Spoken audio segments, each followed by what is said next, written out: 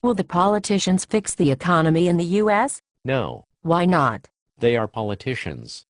Politicians tell the public what it wants to hear to get elected.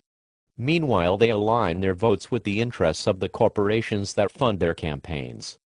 Politicians are prostitutes telling little Johnny public that his 4-inch killer is amazing, while the corporations are the pimps that smack that political bitch to keep her in line. Why doesn't the public want to hear the truth, so they can make informed decisions to help fix the economy? They don't like the truth.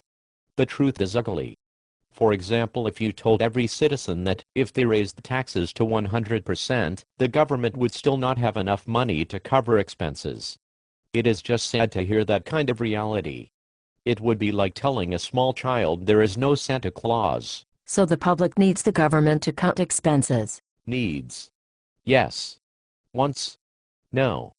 To lower expenses enough, the government would have to make severe cuts to programs such as Medicaid, Medicare, Social Security and defense.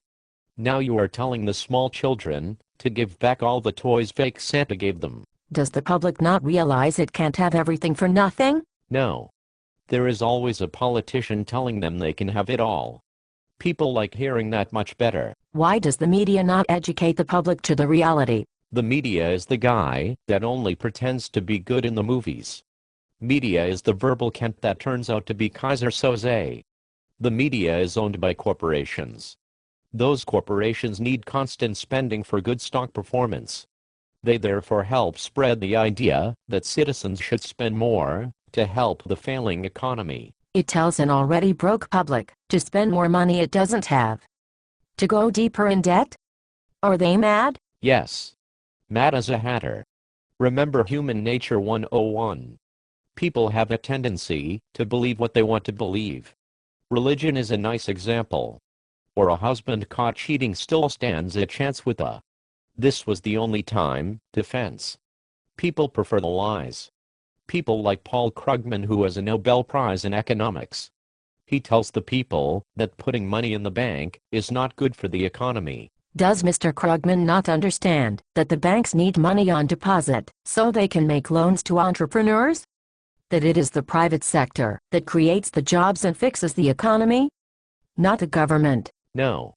Nor do the folks in Sweden evidently.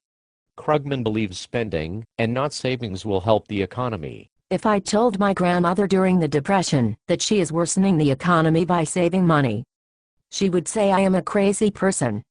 That money saved is the only true source of capital, and furthermore that people need savings. Your grandmother is better at this than the federal government. To make matters worse, the U.S. doesn't manufacture anything anymore. So all of this spending is not even staying in the U.S. It goes to countries like China, who probably made most of the items in your home right now. That also worsens the trade imbalance. The U.S. already goes in the ditch every year more than the worst 60 nations in the world combined. What is going to happen? Politically, the angry masses will continue to throw politicians out of office as the problem worsens. Perhaps ending the two-party system that only nominates candidates that either clench their god and gun so hard they fuse together in an odd paper-metal amalgam, or candidates that want to give everybody everything while defecating peace signs. Economically, they will continue to print money and devalue the currency to pay its debtors in partial dollars. Of course, this will also lower the real net worth of all its citizens at the same time. The American people have been Charlie Sheen for a long time, and the brothel will get its bill settled one way or another. How would you fix the problem? I would have to be a dictator, or the public would have to be ready to make grave sacrifices immediately. Since neither is likely, I'm happy I'm Canadian. Does it not scare you that Canada has drastically increased its exposure to government guaranteed mortgages in recent years? Or that 53% of Canadians borrow money just to make day-to-day living purchases? Or that 27% of Canadians borrow money just to make the interest payments on their existing debt? Okay, I'm now a little less happy to be Canadian. Yes, stupidity is not a uniquely American phenomenon. They just do it better.